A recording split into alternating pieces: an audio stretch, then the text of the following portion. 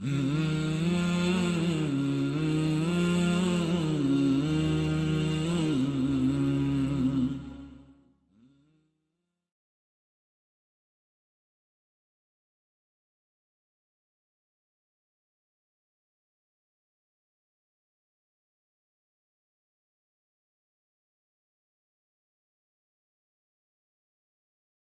Sulaiman alayhi salam saw the jasad and his dua has been accepted of no other than him, of him having, of none else inheriting the kingdom, a similar kingdom, or like a kingdom like the one he had, then when Dajjal comes, then you're saying that he will be ruling from Jerusalem. Is there anything conflictual between the two? Yes. When Holy Jerusalem collapsed, Allah caused it to be destroyed. The only time it will be restored is when the Messiah comes. When the Messiah comes, he will rule the world from Jerusalem. They rejected Nabi Isa alayhi salam because they say he's dead. He never ruled the world from Jerusalem. But Allah says in the Quran about Nabi Isa alayhi salam that he will speak fil mahdi wa kahlan, in the cradle. I don't know about London, but in the rest of the world babies don't speak. Yeah. London is a strange place. Especially the 1 square mile. But in the rest of the world, babies don't speak. So if a baby speaks, it will be miraculous. Would that be a correct statement? Yeah. But he will speak miraculously not only as a baby, but also as an adult. But it's not miraculous for an adult to speak. If an adult does not speak, then there's a problem. Send him to the doctor. It's normal for an adult to speak. So then how can he speak miraculously as an adult? Yeah, how can he speak miraculously as an adult? Our big problem with the Ahmadiyya movement or the Qadianis is not so much the claim of Mirza Ghulam Ahmad that he's a Nabi. That's the red herring. That's the skillfully constructed diversion. And they put the bait for us, all go along that way.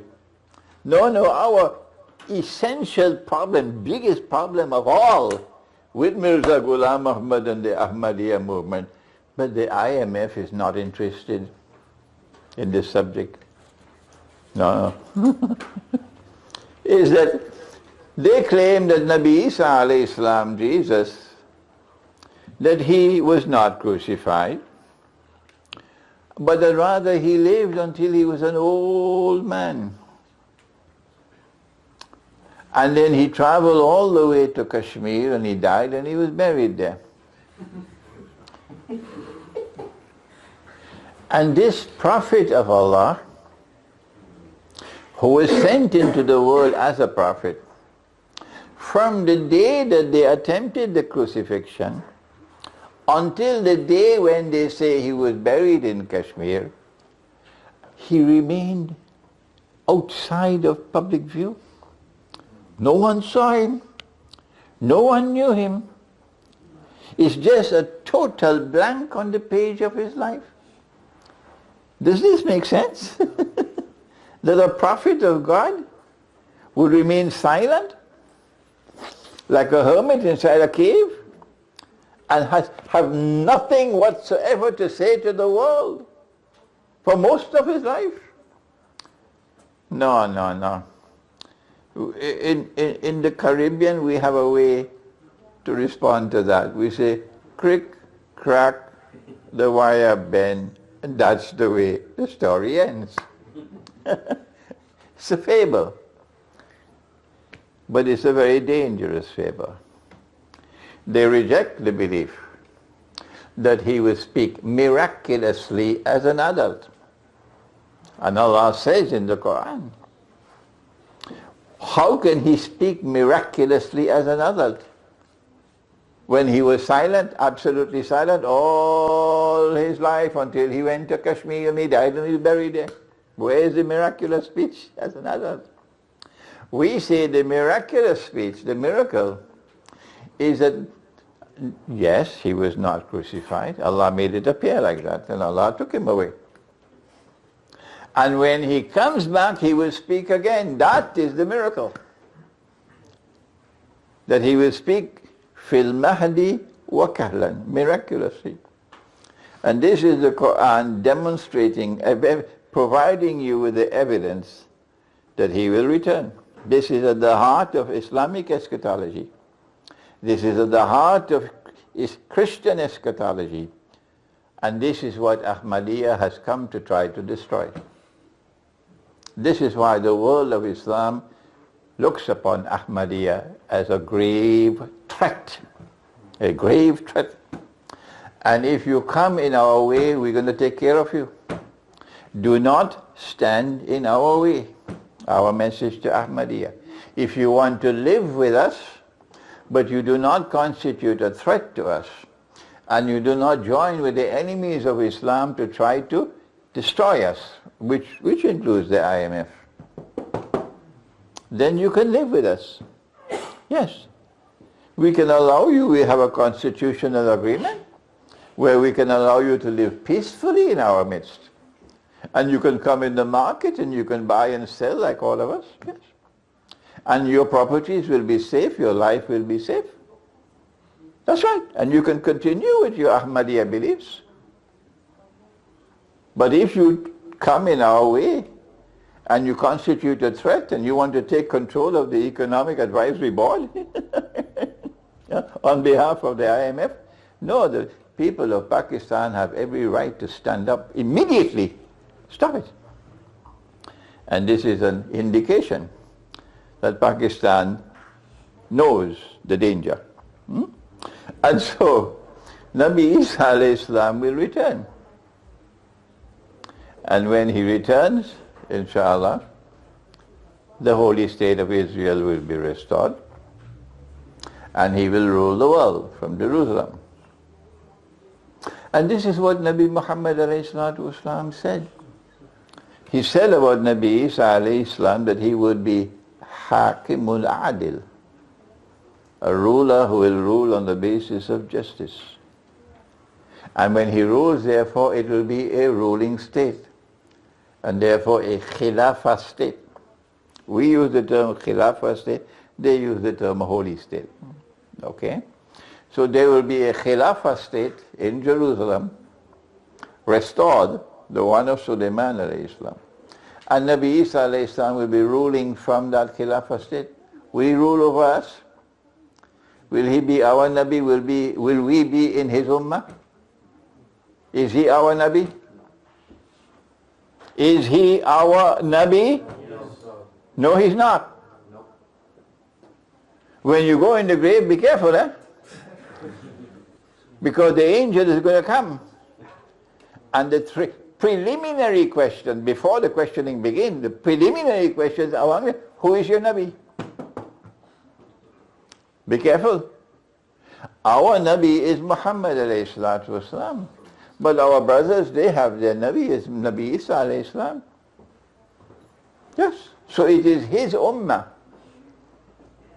His ummah who will rule from Jerusalem. Not us. Our ummah will be ruling from Mecca. Nabi with Imam al-Mahdi. Okay? So the answer to you is, before that holy state of Israel is restored, that Jasad is going to create a state of Israel and get them to believe that this is holy Israel when it's an imposter. It is that imposter state that wants to replace the United States as the next ruling state in the world. but only Islamic eschatology is saying that. The rest of the world of Islamic scholarship is mysteriously silent. The next question from the same brother is, where can we buy your books here today? Is it outside? Yeah, the books are all outside. And after this program is over, then you can bring them to be autographed. Go ahead. Okay, next question. Dreams are important in Akhir Zaman. How do I get them interpreted?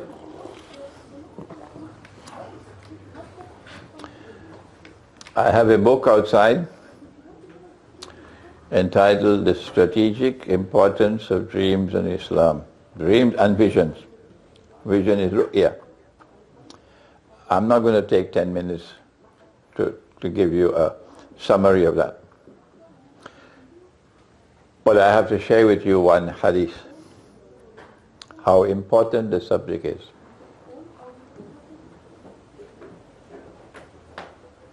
So that you could understand that this is proper methodology and that is not. This proper methodology requires spiritual insight. That proper methodology says no. Everything is already explained. The Salafi methodology. Nabi Muhammad ﷺ said that Nabuwa or prophethood is comprised of 46 different parts. And everything ends after me. Everything except one part. The one part of Nabuwa or prophethood which remains in the world after me is ru'ya sadiqa and ru'ya salihah. Good dreams and good visions, and true dreams and true visions. And so it is necessary for us to recognize this last remaining part of prophethood, which is an essential, indispensable necessity for understanding, proper understanding of the Quran. Without this, you cannot penetrate the mutashabihat. Yeah, so that book is outside. Now, I have not been blessed with the knowledge of interpretation of the dreams. No. But I get endless emails from all over the world. Endless. You have to search for someone who has been blessed by Allah with the knowledge of the interpretation of dreams, for your dreams to be interpreted. Yeah. What is a good place to study Arabic and Quran, and also what is a good place to make hijrah to? Imam will inform you about studying Arabic and Quran, the Imam here. And hijrah, if you can make hijrah out of the cities of the modern world, which are now in the control of Dajjal, where the mountain of garbage is piling up, you protect yourselves and you protect your families. Ku anfusakum wa ahlikum nara. Protect yourselves, protect your families from the fire. If you don't do that, then in the school they're going to teach your children that a man can marry another man. And a woman can marry another man. That's normal, that's natural, that's acceptable. And you say, no, I don't want my child to be taught that. No. So you take your child out of the school and you start to homeschool your child. But tomorrow there'll be no paper money. No. There'll be no such thing as anonymous transactions. If you want to buy a newspaper, they will have a record. Anything you buy and sell, they'll have a record. And they only have to use their supercomputers, and the jinn are also with working them, and they'll be able to check your profile with a touch of the keyboard. And they see that this person is not buying alcohol. He's not paying for any prostitutes. No. No. And he's not paying any school fees. No. So they target you. And when they target you and they learn your profile, then they'll make an excuse and send the police. And the police will seize your children. Oh yes. And you cannot do anything about it. You lose your children. And your children will then be put in foster care.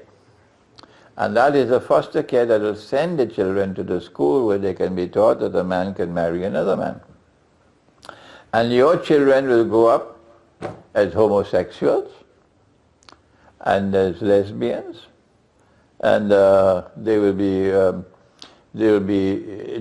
they'll be addicted to pornography, and they'll be drinking alcohol, and they'll be taking drugs, and gambling, all these things. And that addiction will be too late for you. So don't send me an email at that time. The better thing to do is to make hijrah. If you can make hijrah to that part of the earth where these things are not accepted. Do you know what Russia said? I know. They say, Putin this and Putin that, and Assad this and Assad that, and Putin this and Putin that, and Assad this and Assad. And before they, well, Gaddafi this and Gaddafi that, and Gaddafi this and Gaddafi. Oh, yeah. And then before, Saddam Hussein this and Saddam. Anytime the Western world wants to target someone, these children of Dajjal, they keep on beating the drums. Oh, Lord, Putin this and Putin that. But guess what Russia did? Russia said, not in 1,000 years. We'll never in this country legislate that a man can marry another man and get a marriage. Not in Russia. That is the Christianity which is designed to become the closest in love and affection to Muslims tomorrow. But these fellows waging their bogus jihad in Syria, they don't want to listen. No. So I suggest to you, what was the question about? The hijrah. Yes, I suggest to you to look for that part of the earth where you can still live as a Muslim. The angels are taking people into Jahannam, the hellfire. This is Surah to Ali Imran. And the angels pause to ask, what happened? How did you end up in this mess? Fima kuntum. And then they reply and they say, well, we couldn't do anything else. There was no option open to us. We were helpless.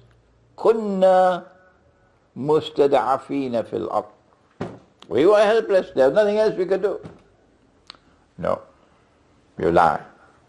The angels reply and say, Alam takun ardullahi wasi'ah fatuhajiru fiha. Hijrah. Hijrah. Why did you not make hijrah? Was Allah's earth not wide that you could have made hijrah to escape from Jahannam? This is Surah to Ali Imran. If you cannot find another country because immigration laws are now tightening, then at least leave the cities and go to the remote countryside wherever you are and live in small communities. Yeah. Next question. There are talks among some Bani Israel Jews, talks of rebuilding the third temple in Jerusalem. They refer to Ezekiel in the Bible from chapters 30 onwards, which talks about its dimensions and so on. Could you please comment on this, please? We know Dajjal will not be accepted. No Jew will accept him as the Messiah. None. Unless and until he rebuilds the temple, what they call the temple. So they have to find some way and means to demolish the present structure. Because the present structure is on the site where Sulaiman alayhi salam had built the previous structure. How they're going to demolish it, I don't know which convenient earthquake is going to come. But after it is demolished, they have to rebuild the temple. But my suspicion is that this is the last thing on the list. The very last, because when this is done, the whole world of Islam, or what is left of it, will be up in flames. So they don't want to do this now, they'll do it at the very end. But yes, they have to rebuild the temple in order for the people to recognize, yes, this is the true Messiah, when in fact he was Dajjal.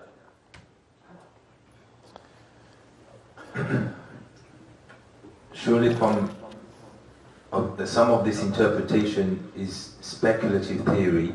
When the Mongols invaded Baghdad in 1250 AD, people thought that they were Ya'juj or Ma'juj. So how can you be certain that you have identified them? Also, the Russians are imperialists and have committed Zionists among them. I have never said that what I am saying is absolute truth. I have said, Allah knows best. Perhaps you were not listening. I never attempted to convince you. Perhaps you are not listening. In fact, I've always said, perhaps you're not listening. I've always said, whenever I've offered my view, my opinion, never, never, never accept my opinion until you are convinced that I'm correct. Have you never heard that? This is Imran. All the others know it. I have never, never, never attempted to convince anyone. If you are not comfortable with what I am saying, do not accept my view. This is the respect I have for your intellect. So if you are not convinced, leave me alone. Go somewhere else. I am not going to lift even a little finger to convince you. But maybe when you go in the grave, things might be different, if I am correct. If I am correct. Yes, Russia was taken for a ride. Yes, Russia was taken for a ride by the Tsars. I wonder how the state-of-the-art weapons reached to Syria. State-of-the-art weapons? Eh? Drones? Drones? Was it Santa Claus who brought it? Was it Santa Claus? State-of-the-art weapons in Syria. And they're waging jihad. Santa Claus is a very dangerous fellow. But all the weapons that went into Afghanistan, the truckloads, the convoys of state-of-the-art weapons that went into Afghanistan to kill my people. NATO sent it. Did NATO, was it British Airways that took it across? Do you mind my asking the question? Was it British Airways that took the convoy of all the trucks with all the state-of-the-art weapons over to Afghanistan to kill my people? Was it British Airways? Or was it my people in Pakistan who were taken for a ride? Yes. And now they're too ashamed of themselves. Russia was taken for a ride. Russia was not an imperialist state. The Orthodox Christian is not imperialist. The Western world imposed the Tsars upon Russia. And when a Tsar performed his duty magnificently on behalf of the West, they became the great Shah. Sorry, Tsar. That's how you got the term Peter the Great. Great for who? Not for Russia. Great for the West. And that's how you got the term Catherine the Great. Who made her great? Not Russia. It was the Tsars who waged the merciless wars of imperialism against Muslims and mercilessly butchered Muslims and then put the blame on Russia. And that's what the Ottoman Empire did, and put the blame on Islam. And that's what the Mughals did, and put the blame on Islam. And left an enduring legacy of hatred in the heart of the Hindu for Muslims. But it was not Islam that ruled over India for so many hundred years and embedded the seeds of hatred for Islam in the hearts of... If I was a Hindu, I'll hate Islam. If I were a Hindu, I'd hate Islam. I didn't invite you to come and rule over me. Is that your religion? No. The Mughals came to conquer. That's what they came for. But those who write history books, they find it uncomfortable to do it. And the Ottomans came to conquer, to subdue the Orthodox Christians, to rule over them, so that there'll be an eternal hatred for Islam and the Orthodox Christians. But the minute we say to the Orthodox Christian, no, this is not Islam. This is not Islam, what the Ottomans did. And when we conquer Constantinople, we return this temple to you, this church, Hagia Sophia. That what they did was shameful, was disgraceful, was manifestly sinful, to take a church or a cathedral and convert it to a masjid, using some kind of a rigmarole acrobatics in their legal theory. Shame on you! This is Imran talking. Shame on you! If no one ever said it to you for 600 years, we're saying it now. This is not the Quran. This ummah came to protect that cathedral and that church, not to transform it into a masjid. So when I went to Belgrade, and when I went to Moscow, I didn't went as an apologetic. No, I went as a faithful representative of Islam. But I said to them, what the Ottomans did was wrong. And when Constantinople is conquered, as the Prophet has prophesied, we will return the cathedral to you. In Belgrade, they were crying. My wife is upstairs, she'll tell you. In Belgrade, they were crying. The entire auditorium of the University of Belgrade packed to capacity with Christians. And they were crying when I was speaking. That's what happened in Russia as well. The Tsars waged these wars, brutal wars of imperialism, in order to sabotage the end-time friendship and alliance between the true followers of Muhammad alayhi salatu wasalam and the true followers of Jesus. This is written, this will come to pass. You just have to wait and you'll see. In fairness, whenever I've listened to Maulana's lectures, and I've listened to many, he never pushes up for you to believe in whatever he says, and he appeals to our intellect. Go verify, do your own research. You're convinced, tabarakallah. You're not convinced, same thing. So just wanted to emphasize this point, that I may myself disagree with certain points, but I always respect what is being said, and I have my own intellect, and I can verify, accept, or refuse, or reject. Who are Ya'juj and Ma'juj? Where are they? And Dajjal, where is he? Okay, we're just going to break that down. And when can he claims that he's false Messiah? How many hours do I have to answer? We have 10 minutes. No, my question is, how many hours are you going to give me to answer the question? We don't have such a...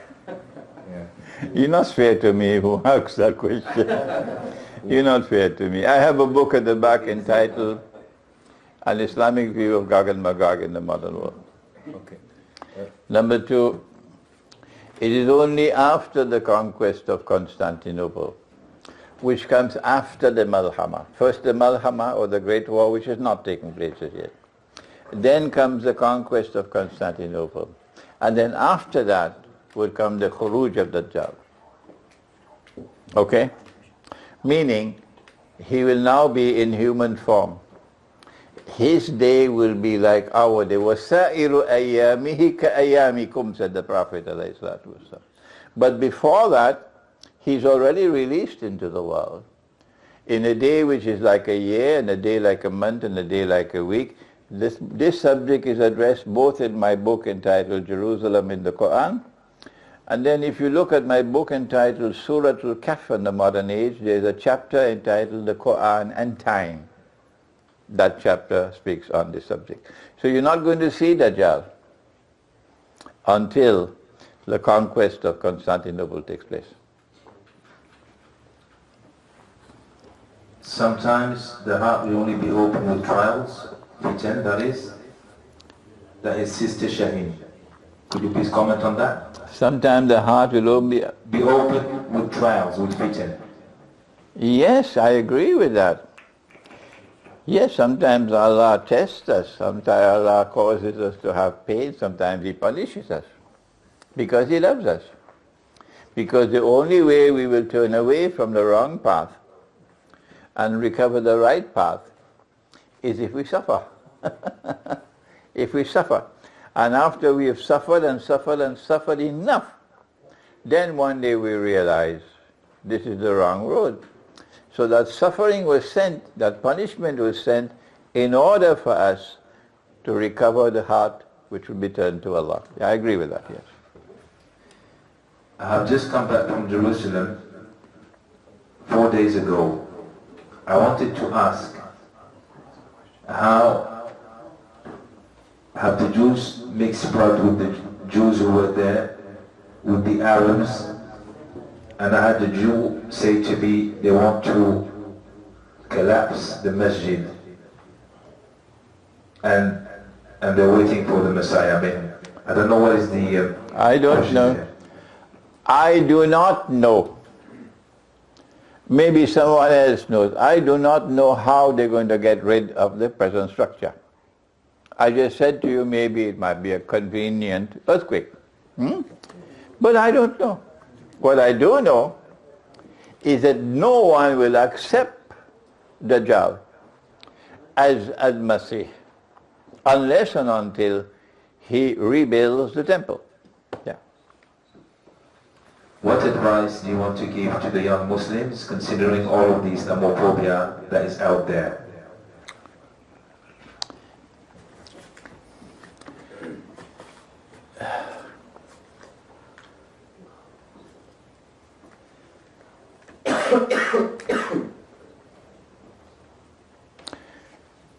The Prophet sallallahu ta'ala alayhi wasallam was able to transform all the men and women around him. He took boys and made them into men. He created people with backbone. Not backbones made of recycled paper, but backbones made of steel. If it is right, stand up for it. Amar bil ma'ruf, regardless of the price you have to pay. If it is wrong, if it is false, if it is unjust, if it is oppressive, stand up against it, regardless of the price you have to pay. Look at the world of scholarship today. Look at all the universities. Look at all the professors, tenured professors.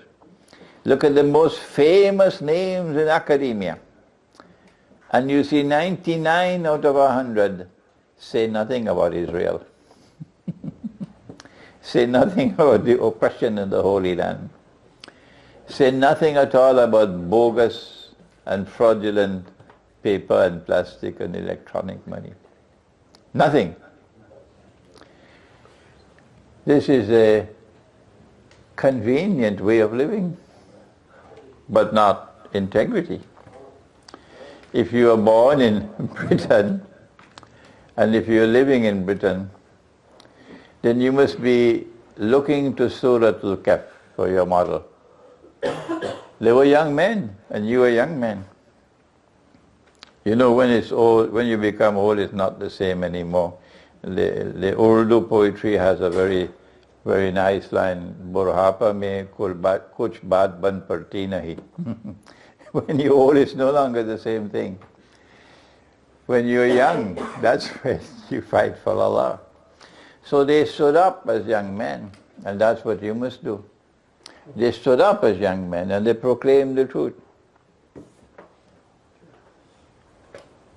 And because they did that, they had to flee. And they fled to the cave.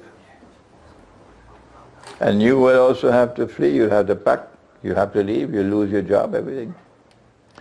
But when they fled to the cave, what did Allah do? فَأُوا إِلَى الْكَهْفِ يَنْشُرْ لَكُمْ رَبُّكُمْ بِرَحْمَتِهِ. Allah will shower you with His mercy. Yes. And so they were put to sleep for 300 years. That's your model, Suratul Kahf.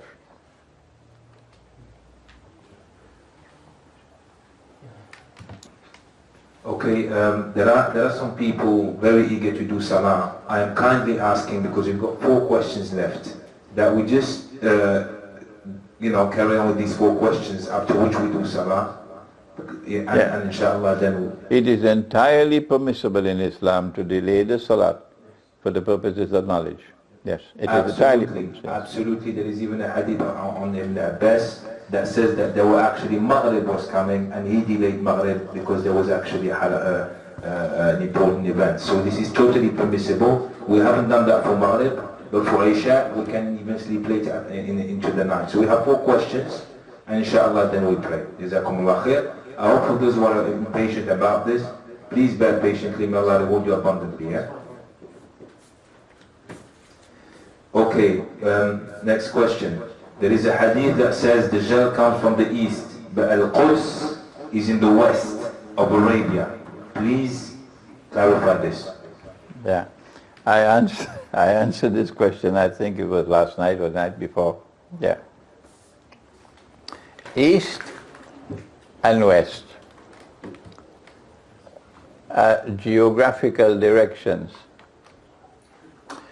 And I believe you will accept it is correct to say that East and West have application in our material universe.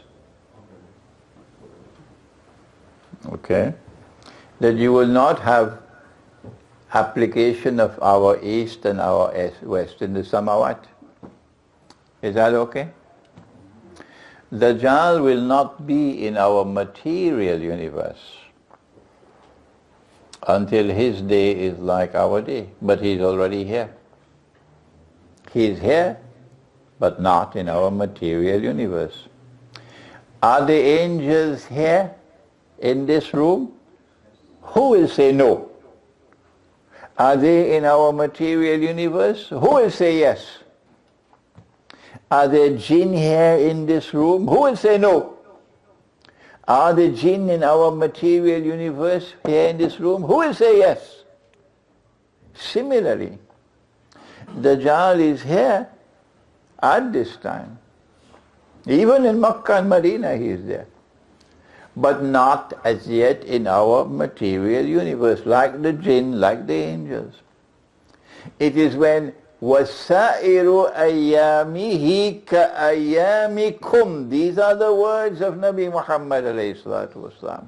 When his day is like your day, then he will be in our material universe. He will appear as a human being.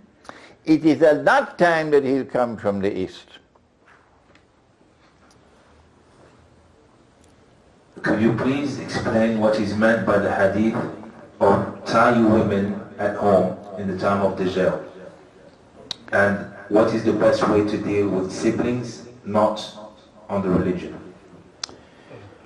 The last people to come out to Dajjal will be women. And a man would have to return to his home and tie down, meaning coercively restrain his wife and sister and daughter from being seduced by Dajjal. In what way will Dajjal seduce women? Women, said the Prophet ﷺ, will be dressed and yet naked. And hence, they will usher a sexual revolution. That sexual revolution is the destruction of society. because it will destroy the family. And the world is going to enter into a jungle. Yes. So when you see your daughter joining the Jamaat of women who are dressed and yet naked, what are you going to do? He's saying to you that at that time the brainwashing will be so exceedingly great that you can talk and you can talk and you can talk to her, but it's not going to have any effect. If you're going to have a chance to save your daughter, you'll have to take coercive measures. That is the thing, to tie down, coercive measures. If you attempt to do that in Britain, they're going to put you in jail. Yeah, she go to the police. So you won't be able to do it. You have to say goodbye to your daughter. Goodbye to your daughter. And he said, because women are going to be dressed and yet naked, we're going to lose a lot of women from the religious way of life. This is not only Muslims. The Hindus are going to face the same thing. The Jews are going to face the same thing. The Christians are going to face the same thing. The Buddhists are going to face the same. All those who live the religious way of life are going to face the same thing. Yeah. Then he said that women will dress like men, which means that women are going to seek to assume the functional role of men in society. When women assume the functional role of men in society, then more often than not, the price will be paid by the children. Because mummy will become a part-time mummy. And the part-time mummy, and daddy is at work, and the children will grow up. And don't be surprised, because they didn't have love at home. It was an unstable home. They look for love and comfort in the heart, in the arms of another child. And so teenage promiscuity. And your daughter is only 13 or 14 and she already has her first abortion. And at 15 she has her second abortion. Is this the future? No, this is now. This is happening now. Yes. So you lose your children. When you attempt to assume the functional role of men in society, one woman who probably doesn't have children might succeed. But as a rule, the general principle is you cannot assume the functional role of men in society without damaging your function and your role as mothers and as wives. So you will become a part-time mother. And he also said that men will dress like women. Some, yes, will indeed to attract another man. But that's only the fringe. That's only the fringe. Most men are not going to be dressed like that. Most men are going to be dressed like women in the sense of abandoning their functional role as men in society. What is the functional role of a man in society? The functional role of a man in society is to maintain women. And now so many women have to say, no more men. No more men. No more men. You have to maintain women and children. You have to guard and protect them. No more men. No more men. But more than that, if you have the means to do so, and you have the health to do so, you have a duty to marry more than one. When there are sisters out there who need husbands. Yes. But you have stopped your functional role as men in society when you accept this nonsense. A good man must have only one wife. And I don't want to be a bad man. I don't want to look bad in the society, yes, by having 2 wives or 3 wives. Yes. Just a comment here, then I'll follow up with a question. I made the intention to come to Trinidad to meet you, and alhamdulillah you came to our locality. It is an honor. Thank you. And I would say myself that it is an honor, Sheikh, to have you here with us. Thank you to the Imam who invited me here. Yes, Imam Abdul Basir. Yes, is there another question? Last one, inshallah. Last question, eh? Yes, last question. Is student loan legal or is it riba? Student loan. Okay. If the student loan is in dinar and dirham, and therefore does not have any riba in it, it's halal.